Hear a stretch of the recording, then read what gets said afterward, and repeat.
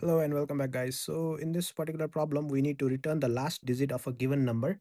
So I'm pretty sure a lot of you will be tempted to convert this n into a string and then pop out the last value from it, right? But there is even a better way to do it where we can simply use n modulo 10, right? So that would basically pop out the remainder value of the end of the number.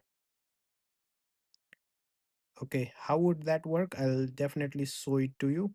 What would happen is, so if we have a number, let's say 123, and we are doing the classical division, what would happen? Our value will be 112, right? So 10 into 12 will be 120 because 130 we can't do it.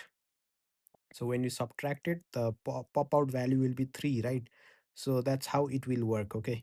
Basically, that's how it works, the remainder thing.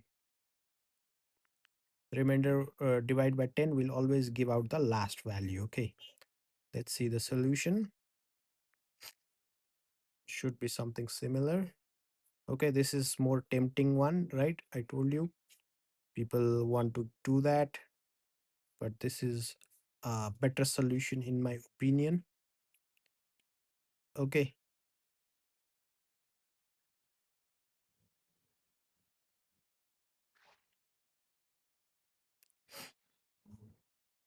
someone has hard coded some values over here. Okay, so that's how we solve this particular problem. Thank you for your time. Take care. Bye bye.